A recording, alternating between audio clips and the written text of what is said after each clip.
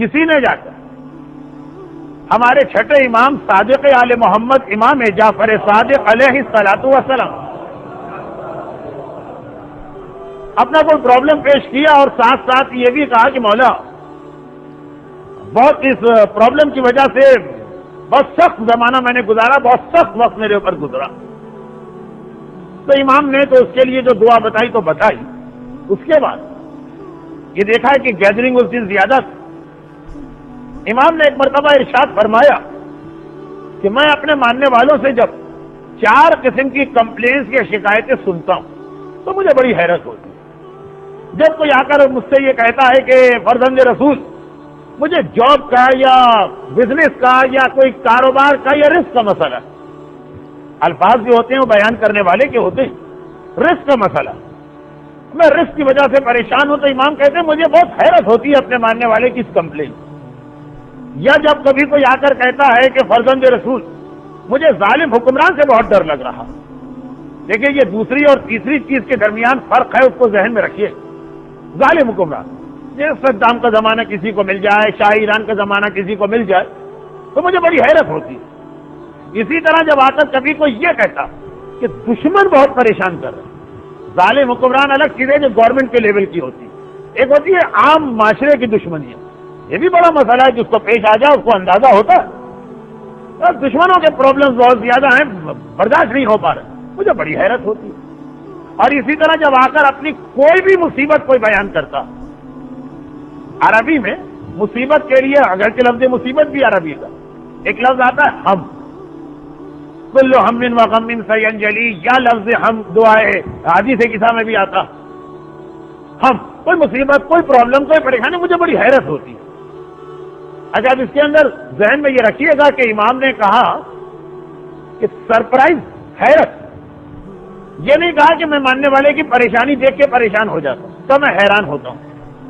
اب یہ دونوں لفظوں میں ٹیکنیکل فرق ہے.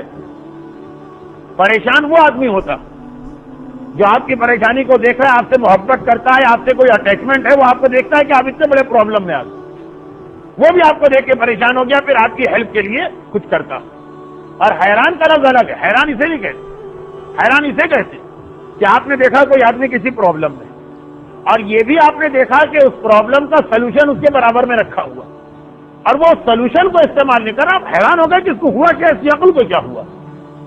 مثلا ایک آدمی نے آ کر آپ سے کہا کہ بہت ہی ارجنٹ کام ہے، ہر صورت میں مجھے فلاں جگہ جانا، اور اس وقت کوئی ٹرانسپورٹ، کوئی کنوینس اویلیبل نہیں ہے، کیسے پہنچ جاؤں گا ٹائم. آپ نے دیکھا واقعا اس کے پاس خود بھی گاڑی نہیں ہے، جہاں پر وہ کھڑا ہے نہ کوئی بس آتی ہے نہ ٹرین. اس کی پریشانی دیکھ کے آپ پریشان ہو. اور ایک یہ کہ اس کے پاس کار موجود ہے، بہترین کار موجود ہے، چابی اس کے پاس ہے، ٹنکی اس کی فل ہے، وہ سامنے موجود ہے، ورکنگ کنڈیشن، اس کی اپنی گاڑی، اور آپ سے کہہ رہے ہیں میں بہت پریشان ہوں، فلاں جگہ کیسے جاؤں گا. تو آپ حیران ہو جائیں گے اسے ہوا کیا. ایک طرف یہ پرابلم کی شکایت کر رہا ہے کہ کنوینس اور ٹرانسپورٹ نہیں، ٹرانسپورٹ اس کے سامنے موجود.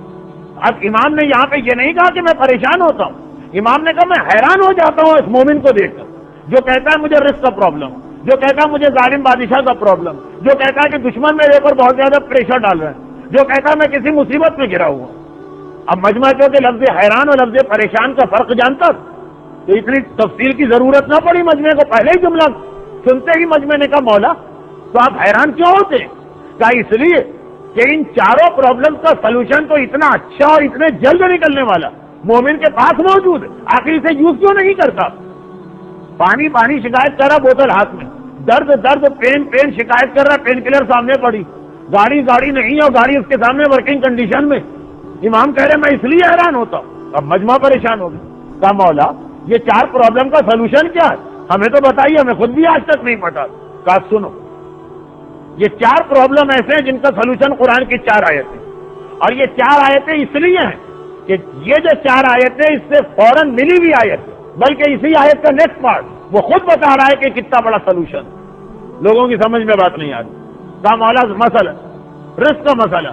کہا سنو، میری سمجھ میں نہیں آتا کوئی مومن اپنے رزق کی کمپلین کیسے کر سکتا جبکہ اس کے پاس سورہ کہف کی آیت موجود، ما شاء اللہ لا قوت الا باللہ. یہ سورہ کہف کی آیت. اور دیکھیے ہمارے لیے، آپ کے لیے امام کا اتنا کہہ دینا کافی، مگر نہیں، امام اپنی بات کو پروو کر رہے ہیں قرآن ہی کی آیت سے. کہا دیکھو یہ آیت ما شاء اللہ لا قوت الا باللہ، یہ کتنا بڑا سولوشن ہے رزق کا، کیونکہ اس کے فوراً بعد خدا نے کہا فَعَسَىٰ رَبِّي أَن يُؤْتِينَ خَيْرًا، بالکل ملی ہوئی آیت ہی ہے سیکنڈ پارٹ فَعَسَىٰ رَبِّي أَن يُؤْتِينَ خَيْرًا۔ قرآن کہہ رہا کہ جن لوگوں نے یہ کہا کہ ماشاء اللہ لا قوت الا باللہ، یقین ہے کہ ان کا پروردگار بہت جلد ان کو دولت اور رزق عطا کرے گا۔ فَعَسَىٰ رَبِّي أَن يُؤْتِينَ خَيْرًا، امام فرماتے ہیں اور جس نے مجھ سے یہ کہا کہ مولا ظالم بادشاہ بہت پریشان کر رہا، تلوار کا ڈر ہے، بہت سارے طریقے ہیں، تفصیل میں نہیں جا رہا، گھڑی کی سوئیاں نکلی جا رہی، تو میری سمجھ میں نہیں آتا کہ وہ سورہ مومن کی آیت کیوں نہیں پڑھتا، اُفَوِّضُ أَمْرِي إِلَى اللَّهِ إِنَّ اللَّهَ بَصِيرٌ بِالْعِبَادِ، یہ آیت ترجمہ یہ کہ میں نے اپنا معاملہ اللہ کے حوالے کر دیا، اللہ خود بندوں کی حالت کو جانتا۔ جیسے ہی آیت مکمل ہوئی اُفَوِّضُ أَمْرِي إِلَى اللَّهِ إِنَّ اللَّهَ بَصِيرٌ بِالْعِبَادِ، عباد کی دال آئی اور قرآن نے کہا فَوَقَاهَ اللَّهُ سَيِّئَاتِ مَا مَكَرُوا، وہی فوراً فَوَقَاهَ اللہ نے بچا لیا اسے سیئات ما مکروا، ظالموں کی سیئات اور برائی اور ظلم۔ اتنے جلدی ادھر زبان سے نکلا اُفَوِّضُ أَمْرِي إِلَى اللَّهِ إِنَّ اللَّهَ بَصِيرٌ بِالْعِبَادِ فَوَقَاهَ اللَّهُ سَيِّئَاتِ مَا مَكَرُوا، لفظ فا کا ایک اپنا ایک مزہ۔ تو امام فرماتے ہیں کہ یہ وہ آیت ہے کہ خدا اعلان کر رہا ہے قرآن میں کہ ہم نے اسے ظالموں سے بچا لیا۔ اور جو تیسری بات کہ اگر کوئی آدمی دشمنوں کا دباؤ، اب دشمن جاب کے بھی ہوتے ہیں، بزنس کے بھی ہوتے ہیں، کسی کی اچھی زندگی کے بھی ہوتے ہیں، کسی کی اولاد کیوں ترقی کر رہی، کئی شوہر بیوی اچھی زندگی کیوں گزار، ہزاروں دشمن، کہا وہ سورہ آل عمران کی آیت کیوں نہیں پڑھتا کہ حسبنا اللہ ونعم الوکیل، یہ آیت، کیونکہ اس کے فوراً بعد قرآن نے کہا فانقلبوا بنعمۃ من اللہ وفضل ولم یمسسہم سوء۔ قرآن نے کیا کہا کہ جن لوگوں نے کہا تھا حسبنا اللہ ونعم الوکیل، فانقلبوا یہ واپس اپنے اپنے گھروں کی جانب چلے، بنعمۃ من اللہ، اللہ سے نعمت لے کر، ولم یمسسہم سوء، اور کسی خرابی نے ان کو مس بھی نہیں کیا، کوئی خرابی خالی ان کو ٹچ بھی نہیں کر پائی ہے۔ قرآن کہہ رہا کہ جس نے کہا حسبنا اللہ ونعم الوکیل سورہ آل عمران فانقلبوا بنعمۃ من اللہ وفضل ولم یمسسہم سوء، نہ خرابی ان کو ٹچ کر پائی اور ساتھ ساتھ اللہ نے نعمت بھی دی اور اللہ نے فضل بھی دیا۔ اور خلاصہ یہ کہ جب کوئی مومن آ کے کہتا ہے مولا میں بڑی پریشانی میں ہوں، تو آخر وہ آیت کیوں نہیں پڑھتا کہ لا الہ الا انت سبحانک انی کنت من الظالمین؟ اس لیے کہ جہاں یہ آیت مکمل ہوئی ظالمین کا نون آیا، قرآن نے کہا فاستجبنا له ونجیناہ من الغم وکذالک ننجی المؤمنین، کہ جس نے اپنی زبان پہ لا الہ الا انت سبحانک انی کنت من الظالمین جاری کیا، فاستجبنا له، ہم نے اس کو جواب دیا، جس نے ہم کو کال کیا اس آیت سے ہم نے اس کو جواب دیا، وَنَجَّيْنَاهُ مِنَ الْغَمِّ، اور ہم نے اسے غم اور پریشانی سے نجات دی، وَكَذَلِكَ نُنْجِي الْمُؤْمِنِينَ، اور خالی حضرت یونس کو نہیں، اس طرح ہم ہر مومن کو نجات دیتے ہیں۔ تو امام فرماتے ہیں درود بھیجے محمد وعلی محمد،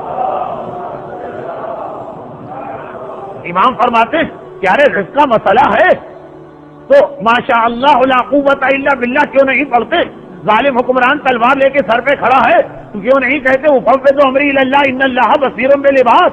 اور اگر مصیبت کا اگر دشمنوں کا خوف ہے اور گھر والوں کو پریشان کیا جا رہا ہے تو حسبنا اللہ ونعم الوکیل کی تلاوت کیوں نہیں کرتے؟ اور اگر کسی قسم کی کوئی غم اور پریشانی کی بات ہے لا الہ الا انت سبحانک انی کنت من الظالمین کی تصویر کیوں نہیں پڑھتے؟